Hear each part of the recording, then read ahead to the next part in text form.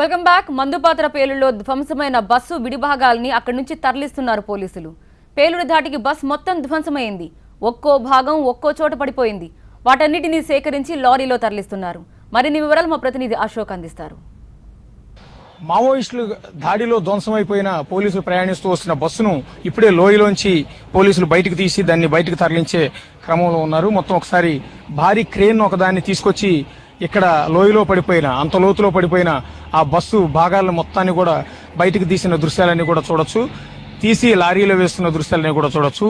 ఒక mini bus ఇప్పుడు bus అని చెప్పడానికి నామరూపాలు కూడా లేకుండా ఏ విధంగా ధ్వంసం అయిపోయిందో, పేలుడు తీవ్రత ఎంత దారుణంగా ఉందనేది ఆ పాటలను చూస్తే మనకు స్పష్టంగా అర్థమైపోతుంది. బస్సు ముక్కలు విడిభాగాలు మాత్రమే మనకు కనిపిస్తూ ఉన్నాయి. దాని స్కెలిటన్ కూడా ఎక్కడ మనకు కనిపించినంత దారుణంగా ఈ బ్లాస్ట్ అయింది. కేవలం చాసిస్ కి సంబంధించిన కొన్ని పార్ట్లు మాత్రమే, టైర్లతో కలిపి చాసిస్ కి సంబంధించిన కొన్ని విడిభాగాలు మాత్రమే ప్రస్తుతం మనకి కనిపిస్తున్నాయి.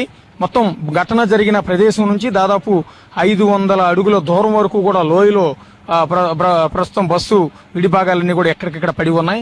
ఇది ఒక్క పెద్ద భాగం మాత్రమే ఒక ఘటనా స్థలానికి దాదాపు 100 అడుగుల దూరంలో ఇది పడి ఉంది.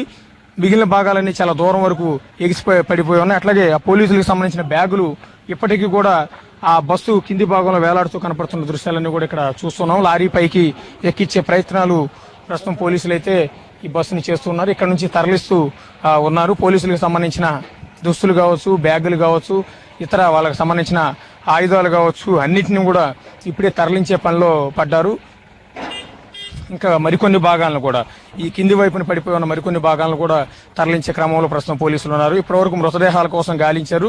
8వ మృతదేహం కూడా ఇక్కడ దొరికింది కాబట్టి ఇక ఈ పార్ట్స్ అన్ని కూడా తరలించి దీనిపైన విచారణ అయితే చేస్తామంటూ ఉన్నారు. కల్వర్ట్ దగ్గర అమర్చిన మందుపాత్రని కొండ మీదున్న బండచాటు నుంచే పేల్చేశారు మావోయిస్టులు. కల్వర్ట్ నుంచి కొండపైకి వైర్లను అమర్చి ఈ పేలుడుకు పాల్పడ్డారు.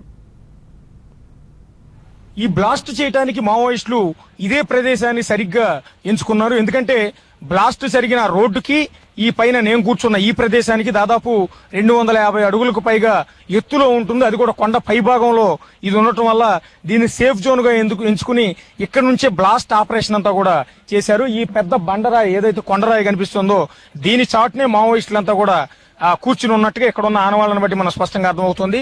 అది కూడా పేలుడు జరిగిన స్పాట్ లోంచి ఇక్కడ వరకు ఆ పచ్చరంగు వైర్ ఏదైతే ఉందో ఆ వైర్ ఇక్కడ వరకు లాగి ఉంది. కొద్దిసేపటి క్రితమే పోలీసులు దాన్ని స్వాధీనం చేసుకున్నారు. దీన్ని బట్టి ఈ 250 అడుగులు ఎత్తులు పైనుంచి మావోయిస్టులు ల్యాండ్ మైన్ అనేది పేల్చడం జరిగింది. అది కూడా అంత ఎత్తులో ఎందుకు కూర్చున్నారంటే ఒకవేళ పేలుడు జరిగిన తర్వాత వాహనం తాలూకు పార్ట్లు ఏవి కూడా వేళ్ల మీద పడకుండా ఉండేందుకు దాన్ని సేఫ్ జోన్ గా ఎంచుకుని అక్కడ నిలబడటం జరిగింది. అది కూడా ఇంకొక వ్యూహం కూడా ఉంటుంది.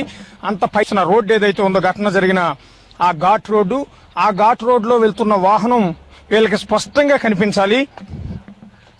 వాహనం వచ్చిన ప్రతి మూమెంట్ కూడా వీళ్ళకి తెలియాలి. అది కూడా కలవట్టు మీదకి వాహన టైర్లు ఎక్కుతున్న సమయంలో ఇక్కడ ల్యాండ్ మైన్ అనేది పేల్చాలి. కాబట్టి ఆ వ్యూ అనేది కరెక్ట్ గా కనిపించేలా ఏర్పాట్లు చేసుకుని ఈ కొండపై నుంచి ఆ బ్లాస్ట్ అనేది చేయడం జరిగింది. కెమెరా పర్సన్ శ్రీరామ్తో కలిసి అశోక్, టీవీ9, సుంకి ఘటనా స్థలం నుంచి.